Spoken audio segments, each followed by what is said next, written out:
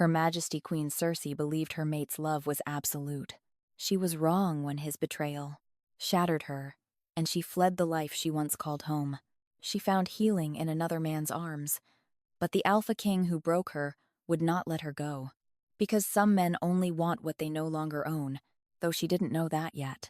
Right now, she was nervous, for hadn't seen her husband and mate Oran the Alpha King in 22 days.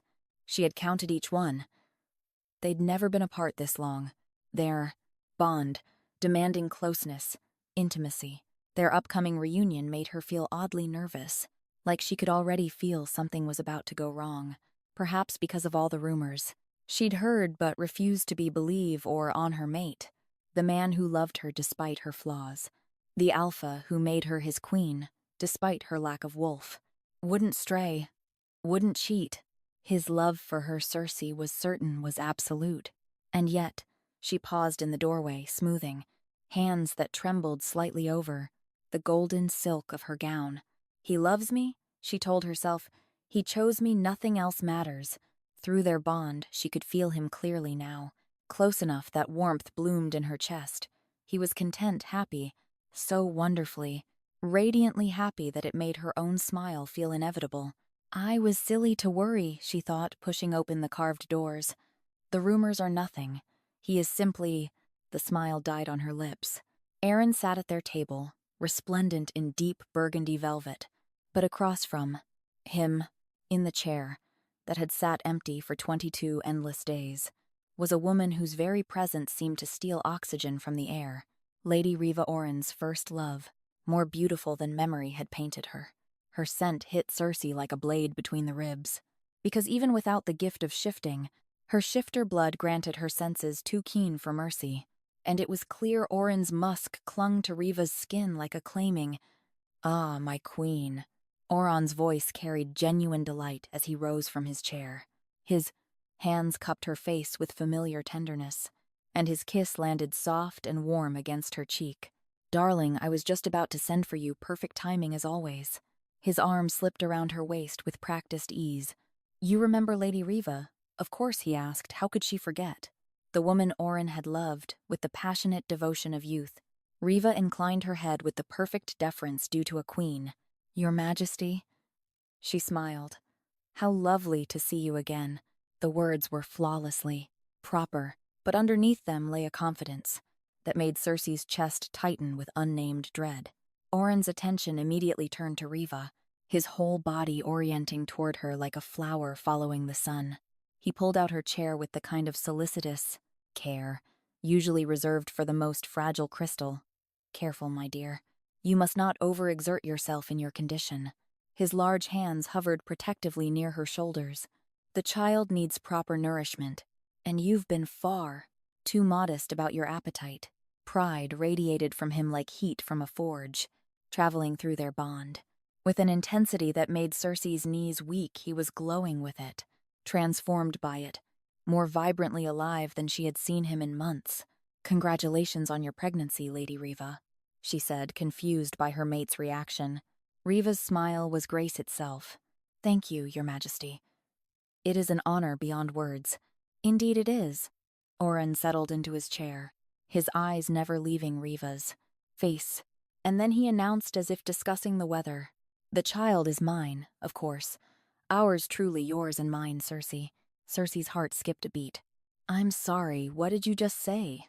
she asked, hating how weak her voice sounded through their bond. She could feel Oran's overwhelming joy at sharing what he clearly believed to be the most wonderful news imaginable. There was no deception here, no guilt or shame to muddy the waters of his happiness, only pride, deep gratitude toward Reva. "I know. This must be overwhelming," he continued, his voice gentle. "But Reva has most kindly agreed to do what you cannot, for the good of the realm. She will bear us a strong, healthy heir, a son with the shifting blood necessary to secure our line." His voice took on the warm admiration, usually reserved for great acts of heroism, as he turned to Reva. "She has sacrificed so much for our happiness," he said. "Despite her noble birth, her own prospects for advantageous marriage, she has agreed to serve as my official mistress, to help us fulfill our sacred duty to the kingdom. Reva's hand moved protectively to the curve of her belly. I want only what is best for the realm, Your Majesty, and for your happiness. You see Orion's grip on Cersei's hand tightened. She understands what this means. What a gift this is to both of us. You will help raise him, of course. He will be ours in every way that matters. Our son, our heir, the future we always dreamed of, but thought impossible. His smile was radiant, thanks to Reva's generosity. We can finally have the family we have always wanted. Family. Cersei pulled her hand free. May I speak with you privately? She snapped Oran's brow. Brows drew together in the first shadow to cross his radiant mood. Anything you wish to say about our heir should be said in front of his mother. The reproof was gentle but firm delivered, with the tone of a king reminding a subject of proper protocol. He gestured toward Reva. She who has made this miracle possible.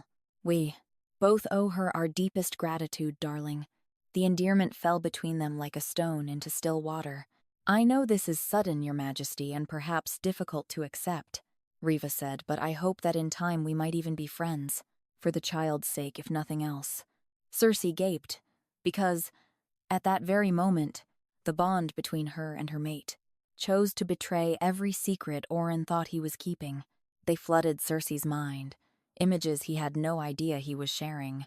Reva beneath him, entangled sheets, crying out his name, his hands, the same hands that touched Cersei with careful, dutiful gentleness, mapping Reva's curves with desperate hunger, and through it all his desire, not the patient, careful affection he showed his wife, but the raw, consuming hunger of a man utterly, helplessly in love. Cersei gasped, the sound torn from her throat like a sob, and stumbled backward until the stone wall caught her shoulders. The room spun, morning light suddenly too bright, the mixed sense of satisfaction and claim too thick in her throat. Cersei Oran rose from his chair. The words died in her throat. Excuse me. She turned and walked from the room with the measured, precise steps of a woman who still remembered how to be a queen. Each footfall echoed against stone floors that suddenly felt foreign, past portraits of kings and queens, who had managed to secure their bloodlines without destroying their wives' hearts. Only when the carved doors closed behind her did she break into a run through gardens where flowers bloomed in neat, perfect row toward the wild forest beyond, where she might find enough air to breathe again. Behind her, carried on the bond, she could neither break nor escape, came Oran's voice. Darling, where are you going? Come back. We should discuss arrangements for the nursery. Not worried, not guilty, simply puzzled with the mild confusion of a man who could not fathom why anyone would be upset by such perfectly reasonable, even generous arrangements. This was how, running through trees and sobbing like a chastised child, Queen Cersei realized her mate. The other half of her soul had never loved her, not like she loved him. She did not know, as she fled deeper into the wild forest, that she was running towards something as much as away from it, that in the shadows between the trees waited a different kind of love, one that would see her not as a broken queen, but as a woman worth fighting for. And she could not imagine that, when she finally found peace in gentle hands and honest eyes, her mate would come hunting for what he had thrown away. Chapter 1. Cersei's legs gave out somewhere between the ancient oak and the stream miles, from the palace, walls, and deeper into the forest than any queen had business being. Her chest burned with each breath. She couldn't believe it. This couldn't be. The sapphire silk of her gown, Oron's favorite, was torn, now caught on thorns and stained with tree sap. Overhead, a bird called to its mate, the sound, clear and sweet, and Cersei wondered if birds were ever unfaithful. A mistress, her husband, her mate, the man she loved, had taken a mistress, made her pregnant, and he wasn't even sorry. The bond hummed between her ribs like a plucked string. Carrying his contentment across the miles, he was still happy. My love, where are you? His voice drifted through their connection with mild curiosity. Come back. Don't be dramatic. She dug her nails into the dirt, until it caked beneath them, dramatic. To one, mate had invited a third party into their union, and she was being dramatic. Something inside her chest began to crack along lines that felt inevitable, as if this breaking had been waiting years for the right moment. All those careful smiles when the court physicians shook their heads. All those gentle reassurances that her worth wasn't measured in heirs. "Cersei, you're being childish." She heard Aaron call out in her mind. "Come home. We'll talk about this." The condescension made her teeth ache. How dare he? How dare he take another woman to his bed and then look at her like she was being unreasonable? A branch snapped in the undergrowth. Cersei lifted her head and realized the light had changed. Shadows pooled between the trees and the cheerful bird. Songs had given way to the rustle of things that preferred darkness. The forest floor smelled of rot and new growth, of things that lived and died without anyone's permission. Another branch snapped closer. Something large moved through the underbrush with deliberate patience. The wolf emerged from the shadows like a nightmare made flesh, massive and scarred, with yellow eyes that held no recognition of her humanity, a rogue. Feral. It was hungry, she could scent that too, the sharp edge of desperation that made any predator twice as dangerous. How long since it had fed? Cersei scrambled backward, silk skirts tangling as her palms scraped stone and root. The wolf followed with measured steps. Cersei saw her death in those yellow eyes. Quick. If she was lucky, she'd never managed to shift. And feral or not, the rogue could probably tell. She was miles away from the palace. No one was coming to save her. The beast lunged, and Cersei's own beast responded. A power she'd never known rushing through veins that suddenly felt too small. Her bones began to snap like dry kindling. Her spine stretched with grinding that echoed in her teeth. The pain was complete, overwhelming, a symphony of agony that drove every other thought away. This was what she'd been denied her whole life, this violent remaking. Her muscles tore and reformed. Her skull reshaped itself, and fur erupted from skin that had known only silk. She was no longer human when her paws hit the forest floor. The wild wolf skidded to a halt, hunger replaced by confusion. She snarled, and the sound from her throat was purely animal, rage given voice in a language older than words. Being betrayed by her mate was enough humiliation for one day. Cersei would not die alone in these woods. They circled each other in the fading light.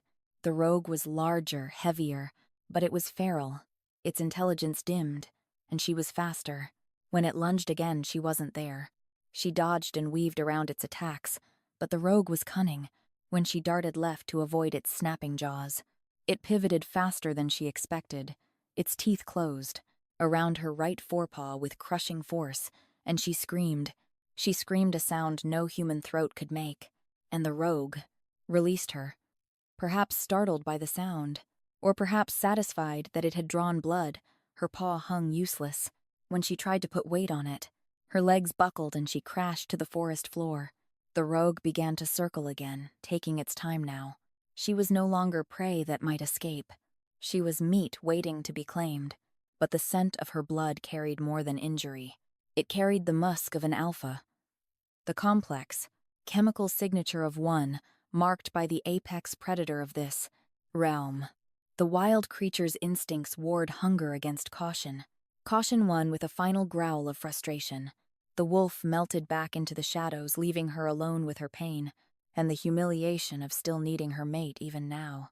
Despite his betrayal, and despite her first shift, Chapter 2, Brown crept through the forest with his wooden bow clutched in sweaty hands, following the deer trail to the stream where Papa had set the rabbit snares. His stomach growled loud enough to scare away any game worth catching, but that couldn't be helped. There hadn't been bread at breakfast, just watery porridge, because Rosalind had eaten the last heel of yesterday's loaf. The traps hung empty again. They'd been empty for 3 days running, and Papa's face was getting that pinched look it wore when the coin purse felt too light and winter seemed too close. Brown was 8, almost 9, old, enough to know that one man and one boy couldn't do the work that one man and one woman used to do before Mama died. That's when he heard the whimpering. It came from near the water, soft and broken. the sound an animal made when it hurt too much to care about. Staying quiet, when he crept closer, bow half raised, he found something that made his breath catch. A wolf lay collapsed beside the stream, its silver-white fur matted with dirt and dried blood. It was beautiful, even hurt.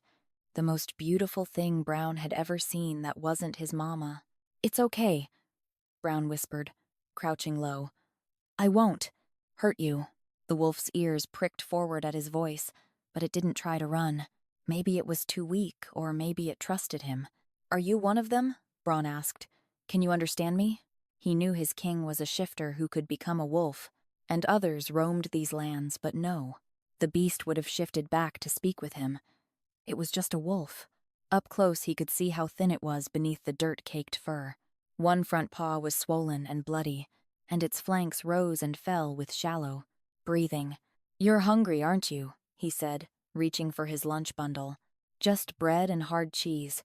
But the wolf's eyes tracked his movements. "I know what that's like." He held out bread on his palm, trying not to let his hand shake. The wolf hesitated, then leaned forward and took the food with careful teeth. It ate like it was starving, but gently, never once coming close to biting his fingers. "Don't worry," Bronn whispered. "I'll help you. I'll come back tomorrow with more food, okay?" The wolf tilted its head like it understood every word. Bronn barely slept that night. Every time he closed his eyes, he saw those intelligent, dark eyes, and the way the wolf had looked at him like he was the first kind thing it had encountered in a very long time. He was up before dawn, wrapping leftover rabbit meat in a clean cloth. There wasn't much. Papa was careful with their portions, but it was better than nothing. The wolf was exactly where he'd left it, curled beneath the overhanging roots of a willow tree. "You're still here," Bronn said, relief flooding his voice. "I brought breakfast." This time, the wolf struggled to its feet when it saw him, favoring its injured paw but managing to limp forward. Its tail gave a tentative wag, and Bronn felt like he'd been handed the sun. "You're different from other wolves," Bran said, settling on a fallen log while his new friend ate. "Papa says wolves are dangerous, but you're not. You're just hurt and scared." The wolf moved closer after eating, instead of slinking away. Bran held very still as it sniffed his outstretched hand. The fur was softer than anything he'd ever touched. "I'm Bronn," he whispered, stroking between the wolf's ears. The wolf made a soft sound, almost like it was trying to answer. "My mama died when Roslyn was born," Bronn continued. The wolf looked up with those dark, understanding eyes, and Bronn could have sworn it was really listening. By the third day, Bronn had established a routine. Morning visits before dawn, evening visits, after supper, always with food smuggled from their meager stores. The wolf was getting stronger. It could walk without limping now, and it had started following Bronn into the forest when he explored. "You miss someone too, don't you?" he whispered. And the wolf pressed its nose against his hand in what felt like agreement. The hardest part was keeping the secret at home. "Where have you been disappearing to every day?" Papa asked at dinner, his sharp eyes missing nothing. "Just exploring," Bronn mumbled. "Like you said I could. The woods aren't safe for a boy alone, especially not lately." Brown's heart jumped. Did Papa know about the wolf? "I'm careful," he said quickly. "I stay near the stream." Rosalind piped up. "Brown has secret." "Do not," Brown shot back, kicking her gently under the table. Papa's eyes sharpened. "What kind of secret?" "No secret," Brown said, his face burning. "Rosalind's just being silly." But Papa watched him for the rest of the meal, and Brown spent the night wondering how long he could keep lying to the person he loved most in the world. The answer turned out to be one more day. The fourth morning dawned, clear and cold, with mist hanging between the trees. Bronn crept from the cottage as usual, carrying cold porridge and dried meat.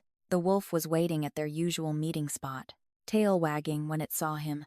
"Good morning, boy," Bronn said. I brought Bronn the single word. Spoken in Papa's quiet, dangerous voice made him freeze. His father stood 20 feet away with his hunting bow, ready, his eyes on the wolf that stood frozen beside Bronn's legs. "Step away from the wolf," he told Bronn, his voice deadly calm slowly now. Chapter 3, Cersei heard the voice before she saw the man, deep and commanding, cutting through the morning mist. He emerged from the trees like something out of a ballad, tall and broad, shouldered with quiet. Strength that came from years of hard work rather than birthright. His hunting bow was raised.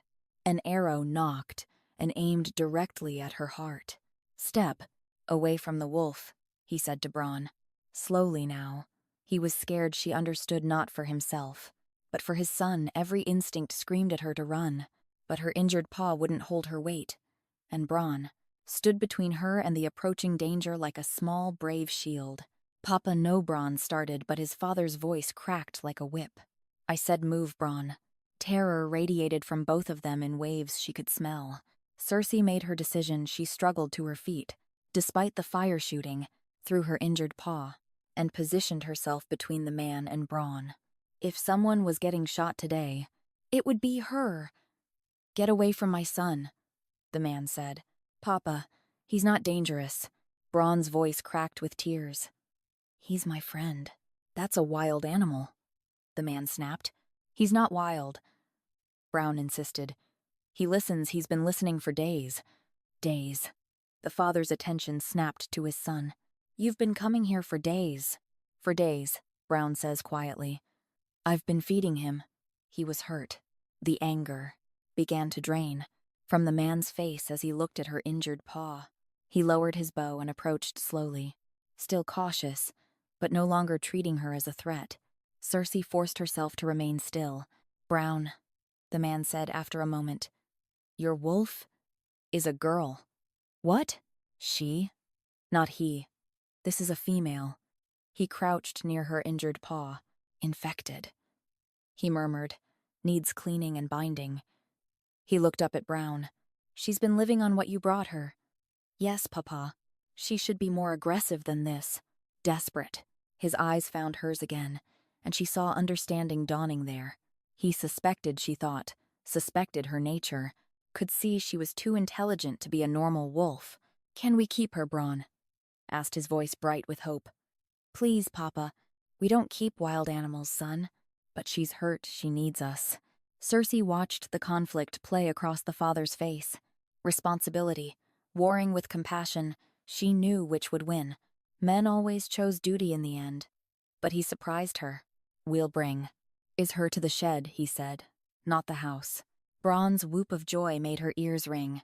"While she heals," the man added firmly, "then she goes back to the forest." Ah, temporary, of course, the story of Cersei's life. The father returned with a crude wooden cart. "Easy now," he murmured as he lifted her carefully. "This is going to hurt."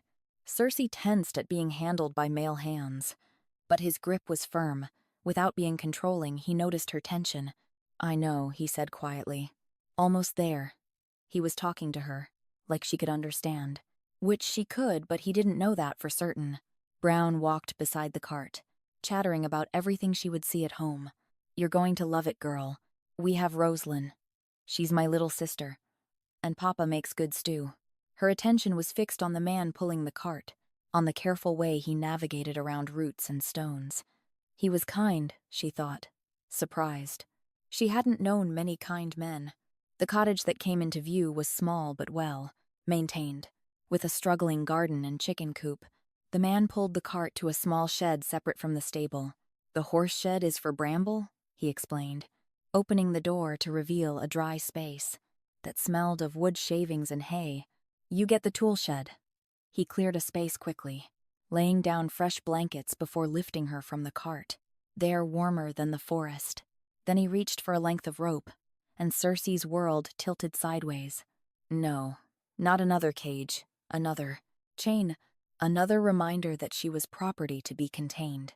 She growled before she could stop herself, pulling back with teeth bared. "Hey," he said softly, showing her the rope. "Easy. I'm sorry, truly, but I won't risk you hurting my children." He approached slowly and looped the rope around her neck. "I know you don't like it," he said, and the apology in his voice was real. Cersei made a sound that was half growl, half scoff. The man stopped and stared at her. "Did you just scoff at me?" She looked away, quickly trying to appear innocent. That's when the door burst open, and chaos entered in the form of a 3-year-old girl with wild curls and fearless joy. Doggy, she shrieked, launching herself at Cersei. Rosalind.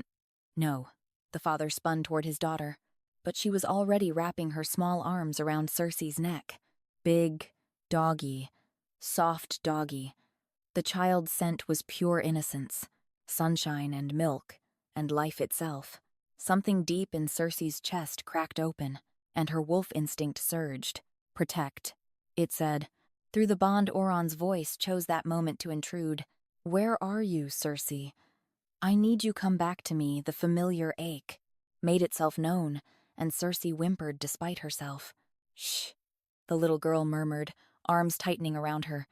Simple comfort from a tiny human who didn't know she was holding a queen.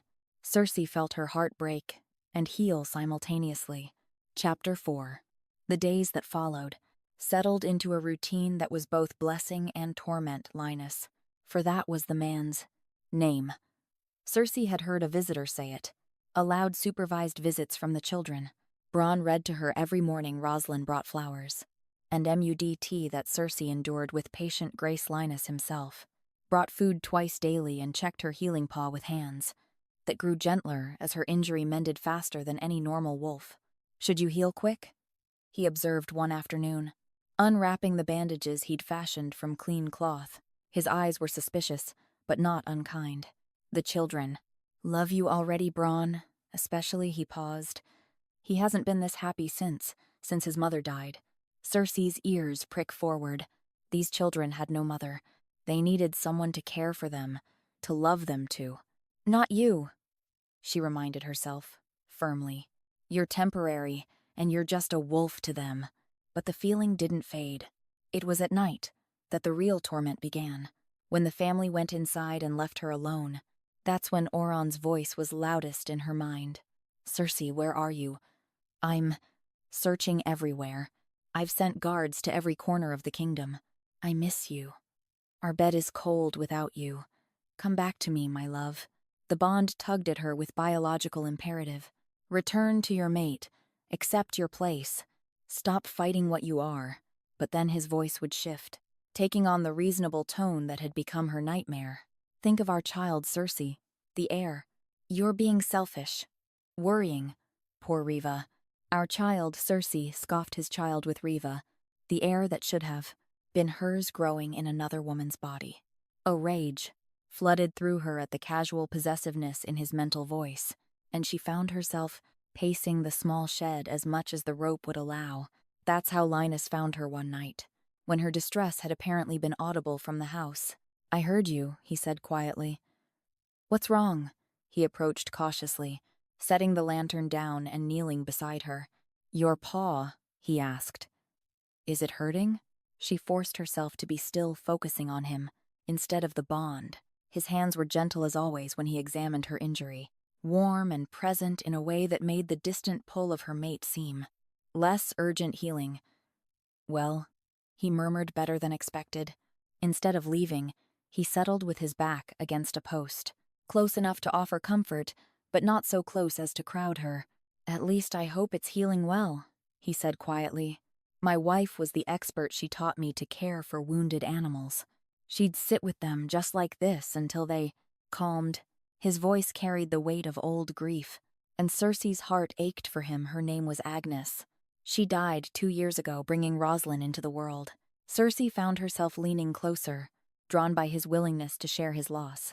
You understand every word I'm saying, don't you? He said quietly. It wasn't really a question. You wouldn't happen to be a shifter, would you? Her heart stopped. She thought he'd stopped suspecting. If you were, he said slowly, now would be a good time to shift. Back. Cersei winced internally.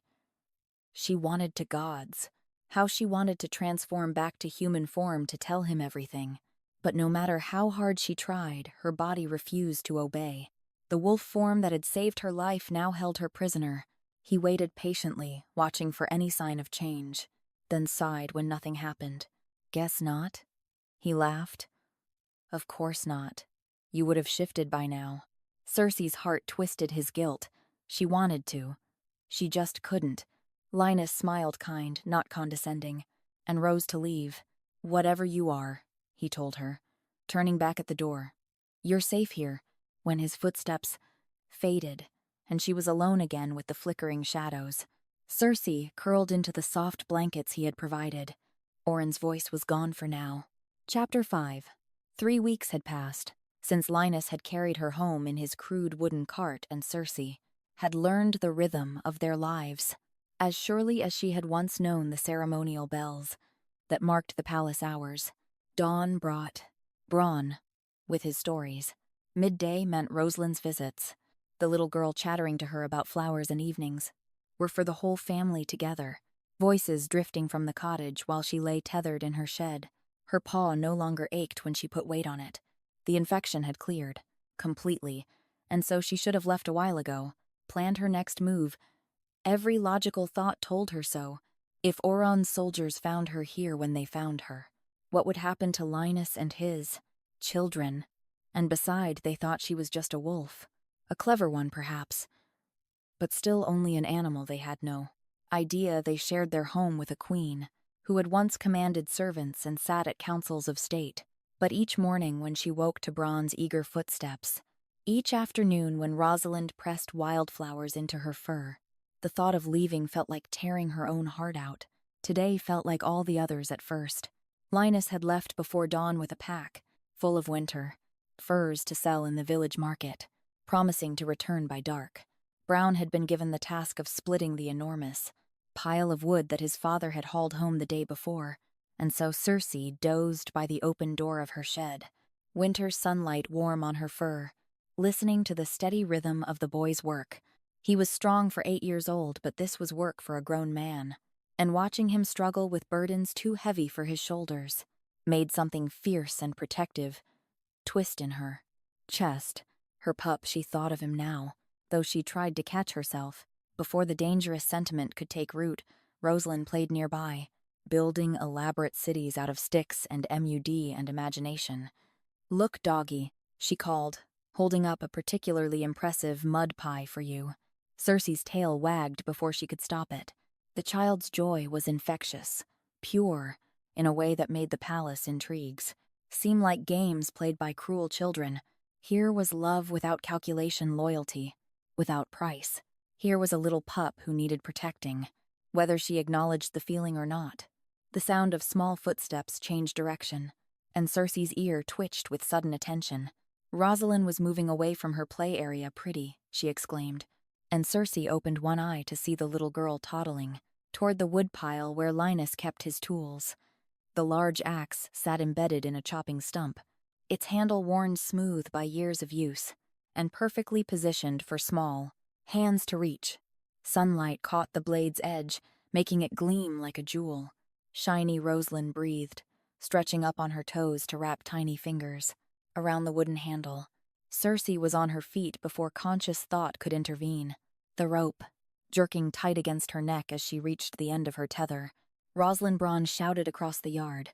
Time slowed to honey as Cersei watched the axe begin to tip. Rosalind's confused face turned upward, not understanding why the pretty thing was falling toward her through the bond that had been mercifully quiet for days. Aaron's voice slammed into her mind like a fist. "Don't reveal yourself. Stay hidden," he commanded. The bond pulled at her with biological force demanding obedience. But Rosalind was her pup, hers to protect, and nothing would stop her. Cersei slammed the bond shut like a door closing. The shift happened as she leaped, bones cracking and reshaping with familiar agony, fur dissolving into pale skin as she hit the ground, hard on human knees, naked hands closing around the axe handle to wrench it sideways and away from Rosalind's face. The momentum carried them both down in a tangle of limbs, Cersei's back hitting the packed earth. As Rosalind tumbled safely on top of her lady, she asked, staring down in confusion at the stranger who had appeared where her doggy used to be. Cersei tried to smile, though she suspected it looked more like a grimace. Her throat felt raw, voice unused for weeks, but she managed to rasp. "It's okay, little one. You're safe, Rosalind." Bronn's panicked shout preceded his arrival by seconds. the boy skidding to a halt when he saw not his sister in danger, but a naked woman holding her in the middle of their yard. His face went from confusion to protective fury. "Who are you?" he demanded, reaching for Rosalind with shaking hands. "Let her go." Cersei released the child immediately. "Where's my wolf?" Bronn asked. The question broke her heart. This boy had loved her, had fed her, and read to her, and treated her with the kind of pure affection she had never known. "I'm your wolf, Cersei," replied Bronn. Frowned. "Impossible," he said. "Your king is a shifter." "Is he not?"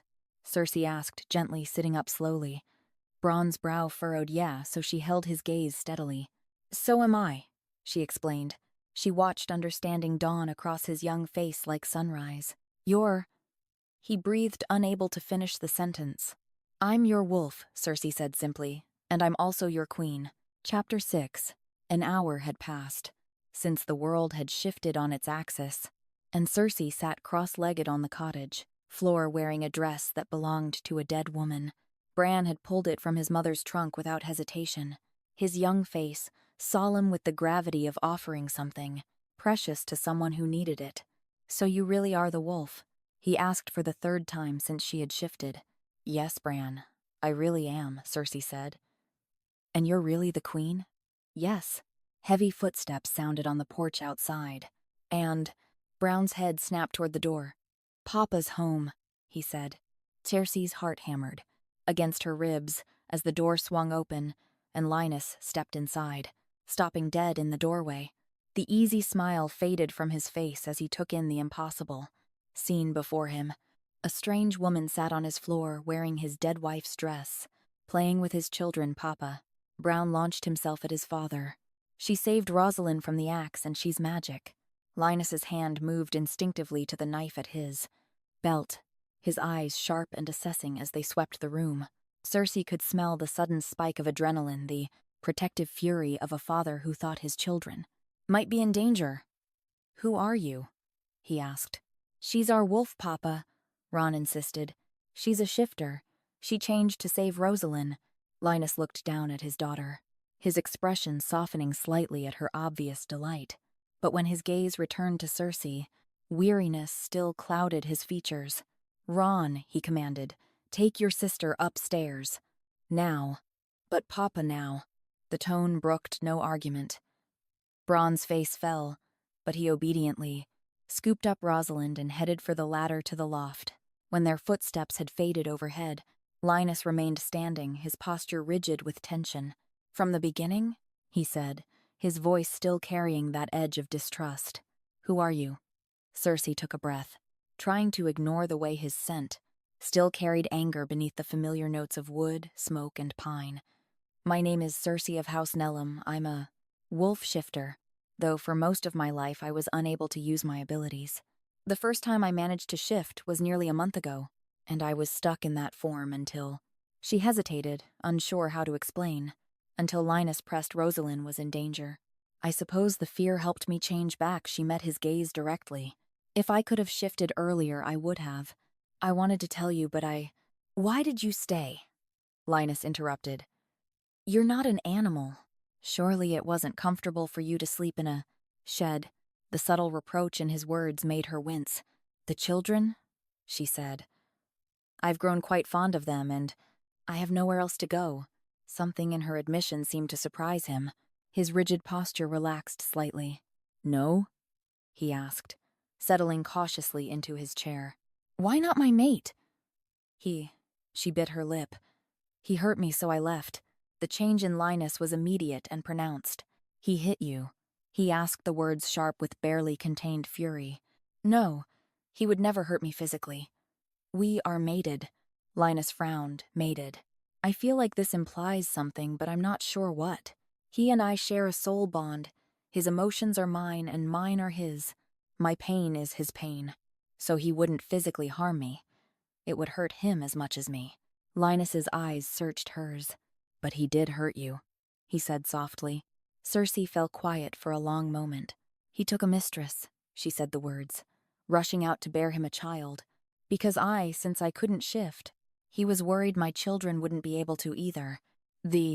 Tears came then, and she pressed her hands to her face, mortified. I'm sorry, For a moment Linus sat frozen, clearly torn between competing instincts. Then slowly he rose and moved to fetch water and a blanket. Don't apologize, he said gently.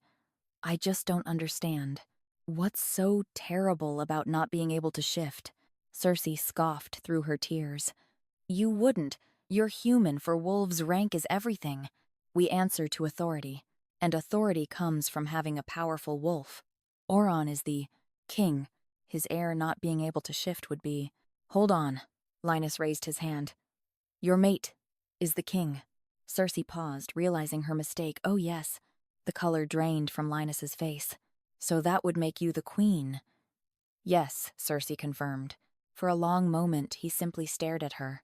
The queen, he repeated, voice hollow. The queen of the entire kingdom has been sleeping in my tool shed. Seeing his obvious shock, Cersei hurried to reassure him. You didn't know I was the queen, and your shed was fine. Linus gave her a look that was equal parts disbelief and dark humor. My point is, Cersei said, I had nowhere else to go. I chose to stay, shed or not. That seemed to settle something in Linus. I'm sorry, he said simply. Queen or not, shifter or not. No one deserves to be betrayed by the person they love. The tears came again, and this time when he didn't move to comfort her. She understood it was respect for her space, rather than rejection. I don't know what to do, Cersei admitted. I don't know how to survive on my own. I've been queen my whole adult life. She looked at him with naked vulnerability, and I'm afraid. The bond is quiet now.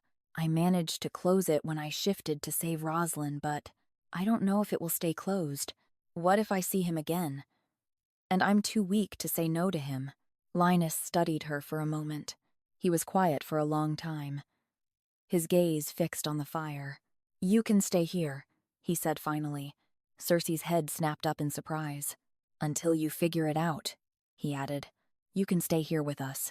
Before she could protest, he continued, his voice growing stronger, more certain with each word. You saved my daughter's life today. And before that, you made my son happier than he's been since his mother died. You've been kind to my children, and that matters more to me than titles or politics or kings. He leaned back in his chair. I can't promise it's safe if the king comes looking. I know the risk, Cersei said quickly. I wouldn't blame you if... I'm not finished. His tone was mild but firm. If the king comes, we'll deal with it then. But until then, you're welcome here for as long as you need. The warmth that spread through her chest was so foreign after months of conditional love that it took her a moment to recognize it as hope. Thank you, she whispered. Well, you are the queen, Lena said with returning humor. I can't exactly refuse you shelter, can I? Oh, of course I can arrange to pay you. That was a joke, Your Highness, Linus said, his eyes twinkling. She smiled at that, and then Cersei, she corrected. He looked at her with that gentle smile. Queen or not, he said. You are a guest here? Still, she said. I'll make myself useful. I can help around the house. I know you will, he said, and there was something warm in his voice that made her think of safety and belonging. The children will love to have you stay. It's been hard for them growing up without a mother. Something passed between them then. Understanding mutual need, the tentative beginning of partnership. 2. Broken people who might be able to help each other heal. Chapter 7. A month later, Cersei was helping a little girl stack blocks into towers that defied both gravity and architectural sense. Higher, Mama, make it tall, Roslyn exclaimed. The name still made her heart squeeze with fierce joy and deeper terror like this. She added another block with exaggerated care, and they both held their breath as the tower swayed but held. Roslyn squealed at the table by the window. Bronn hunched over his letters with his tongue, poking out in concentration. Cersei, how do you spell dragon again? He asked. She moved to sit beside him, spelling slowly, watching as he formed each letter with careful strokes. Will you tell me the dragon story again at bedtime? He asked. If your papa doesn't mind. Papa likes your stories too, Bran said. I see him listening from the doorway sometimes. Heat crept up Cersei's neck at the thought of Linus, standing in the shadows watching her with his children. Yesterday morning she had caught him doing exactly that. his dark eyes soft with something that might have been wonder. "You're very patient with him, Your Highness." He'd said that gentle formality that both warmed and frustrated her. "How many times must I ask you to call me Cersei?" she had replied. His smile had been sheepish. "At least once more, Your Highness." The memory made her stomach flutter. There was something in the way he said it. Careful, reverent, like he was protecting some invisible distance between them. The darkness outside was complete now, and worry gnawed her with increasing urgency. Linus should have been home hours ago. She settled the children for bed with stories and gentle touches, but her attention remained fixed on the empty doorway. When movement finally came from the porch, it wasn't the confident stride she'd been hoping for. Cersei opened the door and found Linus sitting on the steps, his bow forgotten beside him, and a bottle clutched in his hands. The sharp scent of alcohol hung in the cold air. Linus. He startled and looked up, his eyes unfocused. When he spoke, his voice was rough with drink and something deeper. "Cersei, are you all right?" His words carried the careful precision of a man trying not to slur. "I was going to ask you the same thing." "Me? No, I'm fine." He gestured vaguely toward the forest. He just needed some air. Her eyes dropped to the bottle, and he followed her gaze with a grimace. "Ah, right." He set it down with exaggerated care. "Not my best." Moment. Without invitation, she settled beside him on the step. The cold bit through her wool dress, but she ignored it. "This isn't like you." "No," he said with a laugh that held no humor. "It's not. It's the anniversary," he said finally, his voice cracking, "of Agnes's death. 3 years today." Cersei felt her heart squeeze with sympathy. "Most days I'm better, Linus," continued the alcohol, loosening his tongue. "Good, even." His eyes found hers in the moonlight. "Especially lately, the children are happy, the house is warm again." He paused, "But today I just miss her." "You're freezing," she said, extending her hand. "Come inside." He swayed slightly when he stood, so she stepped closer. His hand found her waist, supposedly for balance, but his fingers lingered there, even when he'd found his footing steady. She murmured, aware of the solid heat of him, pressed against her side. Inside the cottage, she urged him into the large chair by the fire. "Sit," she said. "You need warmth." She fetched blankets from the chest, and, when she returned, found him watching her every movement with an appreciation that was far from subtle here. She handed him the blanket, but instead of taking it, he caught her hand and tugged gently. Stay here before she could think of reasons to refuse. She found herself settling on the thick rug at his feet, his fingers threading through the dark strands of her hair, beautiful. He murmured so quietly she almost missed it. Heat crept up her neck. "You've been very kind to me, Your Highness." He said, his hand slipping from her hair to cup her cheek. "I've asked you to call me Cersei," she said, trying to keep the hurt from her voice. "I know, but I prefer not to." "And why not?" she asked, heart rate picking up. "So I don't forget what you are." Cersei tensed. "What I am." Linus leaned down, then bringing his face level with hers close, enough that she could feel the warmth of his breath against her lips.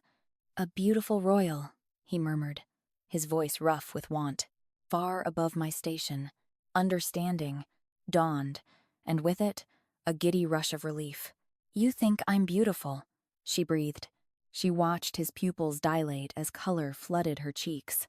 "Look at you," he said softly. "You're blushing." His voice held a note of wonder. "That's very charming, Your Highness." The hand on her face drifted down to trace her jawline, then lower to brush across her bottom lip. "Is that because of me?" he asked, smiling. His scent changed completely then. The familiar comfort of wood, smoke and earth suddenly sharp with unmistakable hunger. She couldn't suppress the soft sound that escaped her throat. Half whimper, half moan, Cersei Linus breathed, and it was the first time he had used her name without prompting.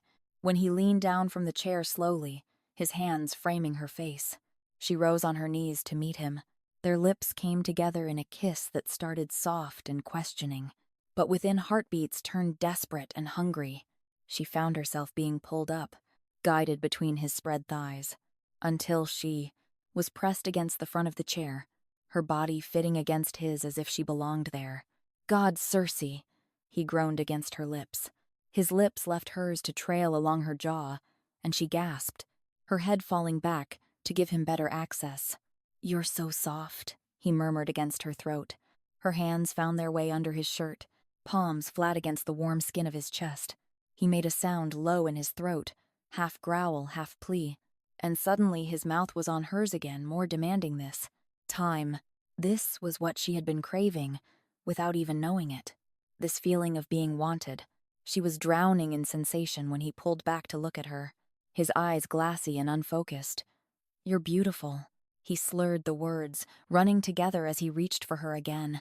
Reality crashed back the empty bottle on the porch, the grief that had driven him to drink. "Wait," she breathed against his lips. "Linus, perhaps we should." "Should," what he murmured, trying to pull her closer. "He's drunk. He's grieving. He's not himself."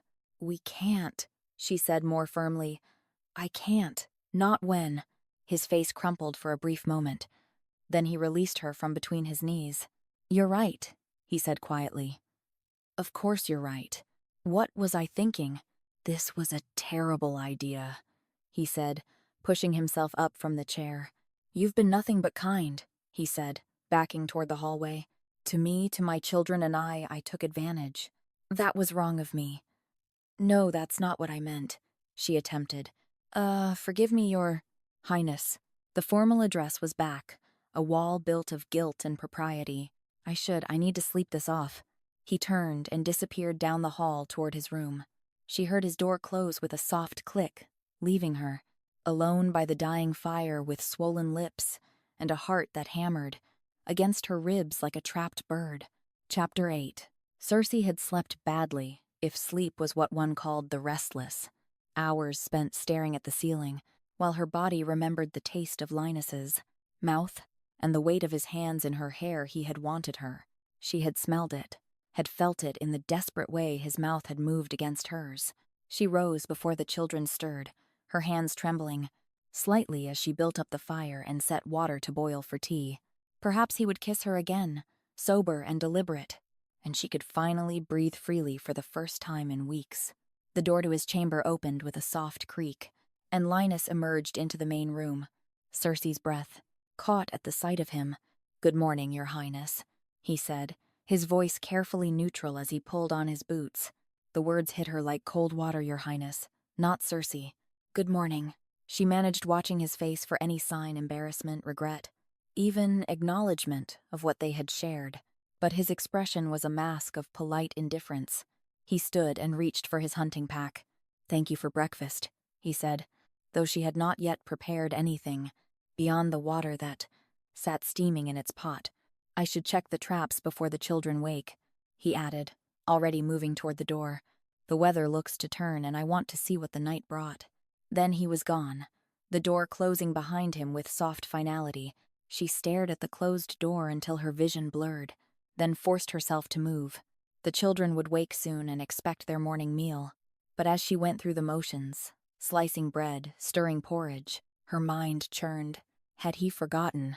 Drink could steal memories. Perhaps he remembered nothing of the way he had traced her lips with his thumb, the wonder in his voice when he called her beautiful. If he remembered nothing, then there was no awkwardness to navigate. But instead of relief that felt like losing something precious before she had even known she possessed it. And worse was the alternative, that he remembered everything and simply did not care. When he finally returned, it was well into the afternoon, his pack heavy, with rabbits. He nodded to her politely, thanked her for minding the children but would not meet her eyes. That evening they sat down to dinner, as they had every night since she had come to stay with them. But the easy warmth was gone, replaced by careful politeness. "Sleep well, Your Highness," he said, the title ablaze between them. The pattern repeated itself the next day and the day after that. It was Bronn who finally gave voice to what they all felt. "Are you angry at each other?" he asked one. "Evening, you and Papa." "We're not angry, sweetheart." But even as she spoke the words, she knew they were a lie. There was anger building inside her, hot and bitter, not at what had happened between them, but at how he was choosing to pretend it never occurred. She was a queen, damn him. She had commanded armies before she'd known him, and now here she sat, reduced to a timid child waiting for scraps of attention. The breaking point came the following day. Linus had returned from town with supplies. "Your Highness, where should I store the extra grain?" he asked without looking up. The casual dismissal ignited something that had been smoldering inside her for days. "The same place it always goes," she snapped. He paused. "Are you feeling unwell?" The polite concern was the final straw. She set down her knife with more force than necessary. "Oh, I'm fine," she said, the words sharp enough to cut. They stood in silence, the air thick with unspoken tension. "Your Highness," he began, but she cut him off with a sharp shake of her head. "Don't call me that." She turned toward the door, but his voice stopped her. "Where are you going out?" she said, without turning around. "Cersei, wait." But she was already grabbing her cloak, already pushing through the door into the cold evening air. The forest welcomed her with its familiar whispers. Here she could admit the truth she had been hiding even from herself. She was in love with Linus, and he did not feel the same. When she found the spare axe that Linus had left embedded in a stump, Cersei wrenched it free with more force than necessary. The first swing sent vibrations up her arms, the blade biting deep into the pale wood with a satisfying thunk. All her frustration poured into that single stroke. Thunk her stupidity. How many times would she do this to herself? Thunk falling for another man who didn't want her. She split the log with vicious precision, each blow landing exactly where she intended. Her hands were beginning to blister, but she welcomed the sting. The gnawing emptiness in her chest was proving far more persistent. The insecurity rose in her like poison. That familiar voice that whispered she was not enough. Suddenly, there was a familiar voice in her head. "Cersei." She froze with the axe raised above her head. "No, no, not now. I feel your pain, my love," Oran said in her mind. The bond, that had been mercifully silent for weeks, suddenly blazed to life. "Go away," she snarled aloud, bringing the axe down. "You're suffering," he murmured. "Come home. Let me comfort you. Whatever happened there." Oran continued. "Whatever that man did to hurt you, you don't belong there, darling. You belong with me?" She chopped faster, harder, trying to drown out his voice, but the bond was open now, and Cersei, the shout cut through her mindless rhythm like a blade. She spun toward the sound, axe still raised, and found Linus striding through the underbrush. "What in the seven hells do you think you're doing?" he demanded. "You're bleeding." She didn't lower the axe. "I'm fine," she said, her voice hoarse from unshed tears. "Go back to the cottage like hell." In one fluid motion, he stepped forward and caught the axe mid-swing, his larger hands closing over hers on the handle. "You'll hurt yourself," he said softly. "I'm a shifter," the words came out, bitter, dismissive. "I'll heal fast." She tried to twist away from him, but his grip was iron. "Let me go." "What's wrong?" Linus demanded, searching her face. "Cersei, what's wrong?" She stopped fighting then, going very still in his grip as all the rage and hurt rose up to choke her. "You kissed me." "She accused you kissed me, Linus." His face went white, but he didn't release her hands. "You called me beautiful," she continued the words, tumbling out like blood from a wound. "You wanted me, I could smell it. And then you," her voice cracked. "You pretended it never happened. Do you even remember?" The question emerged raw and desperate. Linus stared at her for a long moment.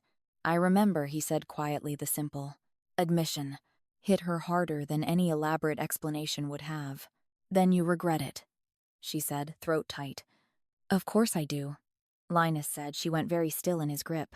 She had expected it, had prepared herself for this exact response. But hearing it, how could I not regret it?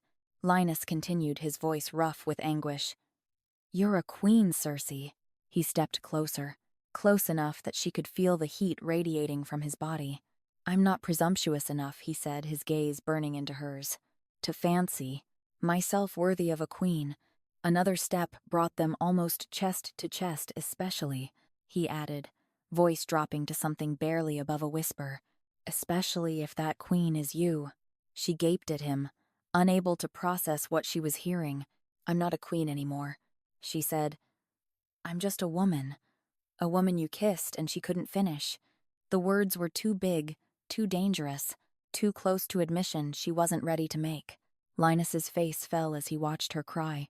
His hands released hers only to slide, up her arms to her shoulders, finally coming to rest, against her face with a gentleness that made her heart stutter. "Forgive me," he whispered, "for kissing you when I had no right, and for leaving you." He leaned closer until their foreheads touched, and he added breath hot against her lips, "for pretending it never happened when it's all I've been thinking about ever since, when it's about all I can do not to do it again." She couldn't suppress the sound that escaped her throat. Half moan, half whimper. "Do it again," she breathed, not asking, but commanding with all the authority of the queen she had once been. "Cersei," his voice was strained, barely holding on to the last threads of restraint. But before either of them could close, the final distance between want and action, the sharp crack of a breaking branch echoed through the forest. They both froze, still tangled, together, but suddenly alert to the sound of approaching footsteps. Many footsteps moving with the disciplined rhythm of trained soldiers. Through the trees came a flash of gold, armor catching the afternoon light like a beacon.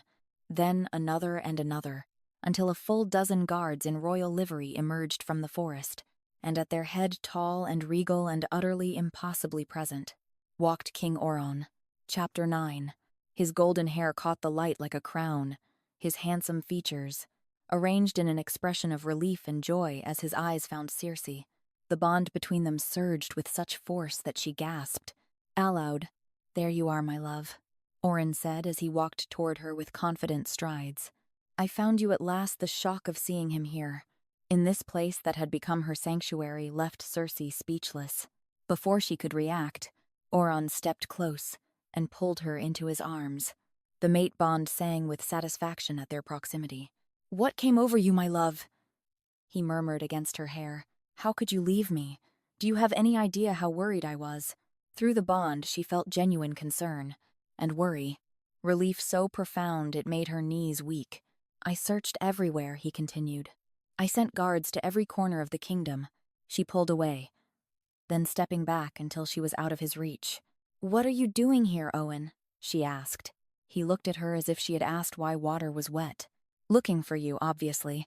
His gaze flicked dismissively to their surroundings. "I wouldn't come all the way here for fun." Then his attention focused on Linus with polite disinterest. "And who is this?" he added. "This is Linus," Cersei said. "He and his family have kindly allowed me to stay with them." Linus gave a curt nod. "Your Majesty," he greeted. "Yes," Oran said with a dismissive wave. "How kind." He turned back to Cersei, as if Linus had already ceased to exist. "Now we can finally go home."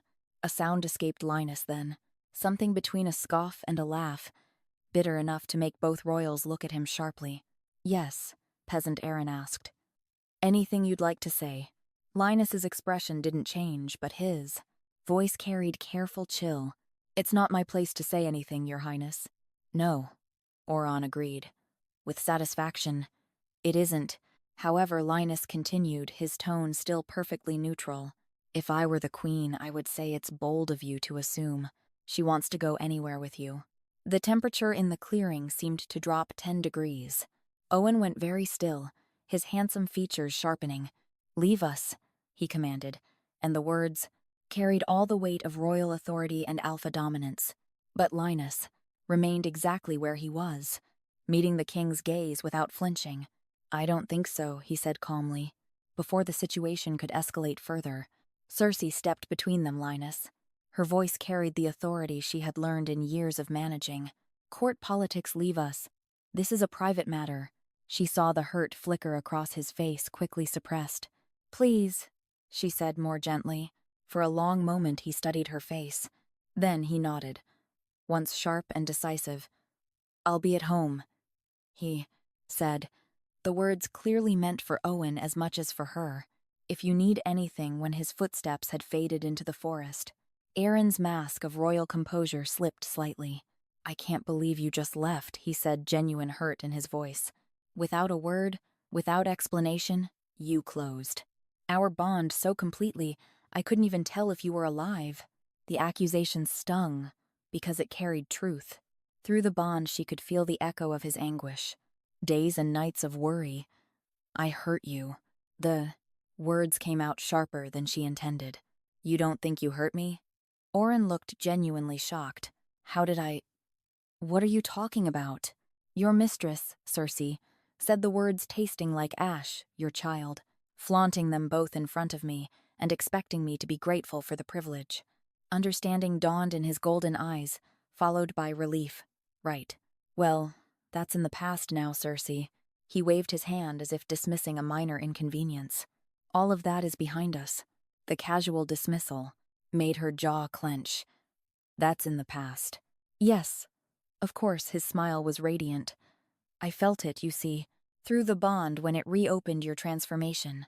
You managed to shift, didn't you, darling? Despite everything. Pride flickered in her chest. Yes. Oran's joy was immediate and overwhelming before she could react. He had stepped close again and kissed her. A quick press of lips that tasted of triumph. Oh, darling, how relieved I am. This means we can conceive properly now. There's a chance our children won't be defective. Cersei went very still in his arms, defective like you were. Another casual wave. Then, seeing her expression, his face softened into indulgent affection. Oh, don't look at me like that. My love, you know, your lack of wolf doesn't change how I feel about you, especially now that I can shift, Cersei said slowly. Yes, quite everything will be perfect now. A cold knot was forming in Cersei's stomach. I'm not defective, Owen. I know that, he said quickly. You've proven it now. No. The word came out harder than she intended. I didn't need to prove anything. I was never defective to begin with. Aaron chuckled, the sound fond and indulgent. Well, my love, one would say a shifter who cannot shift is... And what of the humans in your kingdom? Cersei interrupted. Are they defective? Aaron paused, clearly confused. Not defective, just human. But through the bond, she felt what that word meant to him lesser. Oh, I see what this is, Oran sighed. It's about that peasant of yours, isn't it? Before she could respond, he continued with the air of a man solving a simple puzzle. Yes, I felt your desire for him through the bond. Pretty crass of you not to shield that from me better. The casual criticism hit like a slap. Like how you shielded your many nights of passion with Lady Reva. I was doing my duty, Oran snapped, his composure cracking. And enjoying it a whole lot, Cersei shot back. The accuracy of the blow registered on his face, and he recognized he had crossed a line. His expression softened, and he reached for her hands with practiced ease. You're right, he said quietly. I hurt you, and I'm sorry for that. Truly sorry. Consider Reva gone. I'll dismiss her from court immediately. You get rid of your human pet, and we'll never speak of this again. We don't need them, Cersei. We're the king and queen. Our children will be perfect. I know it. He extended his hand to her, his golden eyes warm with genuine love. I love you, Cersei. Let me prove it to you. Let me fix this.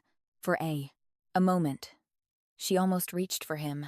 The bond hummed with his sincerity, his desperate need to make things right. This was the man she had married, offering her everything she had once thought she wanted. But the words echoed in her mind.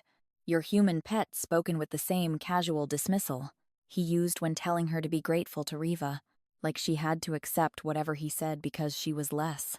Will you come home with me? Owen asked. Cersei stared at his outstretched hand and saw everything. It represented safety, certainly love of a sort, a return to the life she had known, the role she had been trained to fill. All she had to do was take it, and she could be queen again. The silence stretched between them, heavy with possibility. Chapter 10. The cottage had never felt smaller than it did in that moment, with two small bodies pressed against Cersei's sides, and the weight of her decision crushing down on all three of them. Don't go, Mama. Rosalind sobbed the words muffled, against Cersei's shoulder. Please don't go. Each repetition felt like a knife twisting in Cersei's chest. She wrapped her arms tighter around both children, breathing in their familiar scents. It's not forever, she whispered. I promise, little love. We'll see each other again.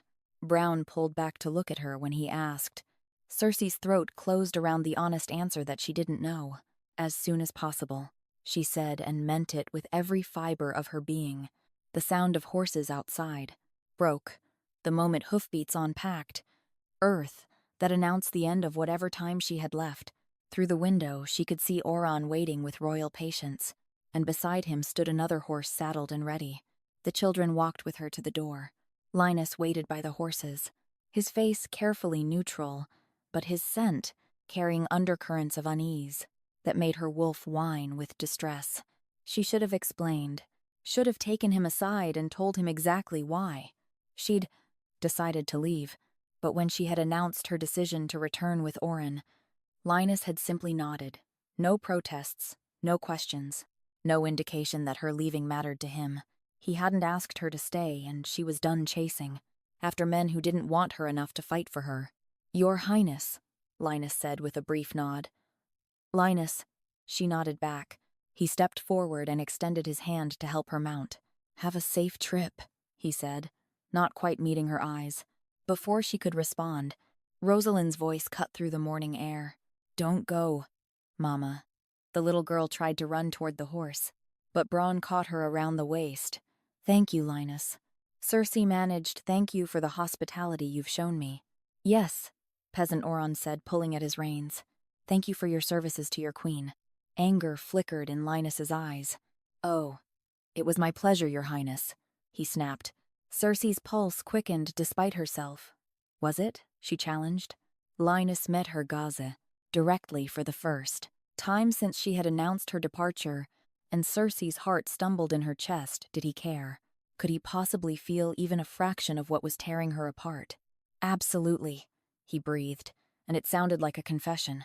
His chest rose and fell with careful, measured breaths, but she caught the slight tremor in his hands, the way his jaw worked as if he were fighting words that wanted to escape. "Well," Aaron muttered, "one does have to go home at some point. I'm still her maid after all." "Not that. A human would understand what that means." Linus turned to face the king directly. "Perhaps not," he conceded. In fact, a human would have to wonder, with how little he understands of mating bonds, how one could just decide to go behind his mate's back, to conceive a child with another, and then flaunt it as an accomplishment in his mate's face. The silence that followed was deafening. "Well," Aaron began, but Cersei cut him off with a sharp gesture. "This really isn't any of your business," she snapped at Linus. Though the words came out more wounded than angry, Linus's expression hardened. "No, I suppose not," he said. "You're the queen after all. You're free to do as you please." They stared at each other across a gulf that suddenly felt wider than kingdoms, and Cersei felt something breaking inside her chest. At the raw longing in his eyes, she was about to turn away when one just has to wonder, "Your Highness," Lena said, "how someone as extraordinary, loving, and brave as you could choose to return to a man who never understood the privilege he's had to be loved by you." Cersei gaped at him. Her breath caught somewhere between her lungs and her throat. "Oh, so it's a privilege, is it?" she squeaked. "Yes," Linus said simply. Cersei felt tears prick at her eyes. "You really think so?" she asked, her voice small and wondering. Before Linus could answer, Aaron's exasperated voice cut through the moment like a blade. "Oh, for crying out loud," he snapped. "She's not coming back to me out of love, peasant. She's coming back to finalize our divorce, and most importantly, the severance of our bond before the Great Council." Linus blinked his gaze, snapping from Oran to Cersei and back again. "Sorry," what he looked utterly bewildered. "Yes." Cersei confirmed, her heart racing. "I'm the queen. I can't just run off without legally ending our union. Also, a mating bond between royals must be severed before competent witnesses." She watched the confusion clear from Linus's face, replaced by something that might have been hope. "So even though I already rejected our bond," she added, "it's my royal duty to present my case and choices to the court before I can be free to." She trailed off suddenly, shy under the intensity of Linus's gaze. "Go back and live with your peasant," or on side, sounding thoroughly fed up with the entire situation. Cersei ignored him, waiting for Linus to say something. "You're coming back?" he asked finally, his voice low and careful. "Well, of course I'm coming back," Cersei said, trying to sound casual, even as her heart hammered against her ribs. "I wouldn't just abandon the children. I plan to visit them." Relief spread across Linus's carefully composed features, so profound it was almost painful to witness. "The children would love to have you," he swore entirely too fervently. "Visit as often as you want, for as long as you want." "Stay forever," Bran interjected from behind them. Cersei smiled despite the tears that threatened to spill over. "Well, I wouldn't want to be an impediment," she said. Before she could finish the thought, Linus was there, reaching up to help her down from her horse, his hands closed around her waist with a sureness that spoke of barely contained emotion. And suddenly, she was sliding down into his arms. This close, she could smell him, and underneath his believed scent, want and relief, and a desperate kind of joy that mirrored her own. "I thought you regretted what happened between us," she murmured, meeting his gaze. Linus looked genuinely shocked at that. "Only because I thought I'd overstepped that you didn't want," he begun. "Shut up, Papa. You'll ruin it." Brown's voice cut across whatever he had been about to say. "Yes, kiss her, Papa. Kiss her," Rosalind added. Both Cersei and Linus laughed the sound, breaking some of the tension that had stretched between them. But when the laughter faded, they were still standing there in each other's arms, close, enough to see the way his gaze dropped to her lips with unmistakable hunger slowly, giving her every chance to pull away. He cupped her face in his work, roughed hands. "Cersei," he whispered, and then they were kissing, soft and sweet, and full of all the words they hadn't been able to say. When they finally broke apart, both breathing hard, she could hear Bronn cheering in the background, and Rosalind clapping with delight. "I'll come back," she promised, her forehead pressed against Linus's. "I'll come back to you." "I'll wait," he said simply.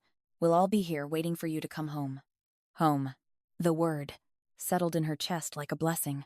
She kissed him again, quick and fierce, trying to memorize the taste of him to carry with her on her journey. At the end of it all, she would be free to come back to this place, to her family who loved her for exactly who she was. Thank you so much for listening. I hope you enjoyed this story. If you'd like to explore more of my work and follow what I'm creating, you can find me on Patreon.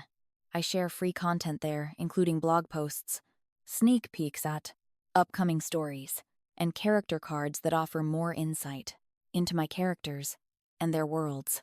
For members who choose to support me, I also share ad-free listening, bonus chapters, and exclusive full stories you won't find anywhere else. You'll find the link in the description if you'd like to take a look. Thank you as always for your support. Much love, Lily.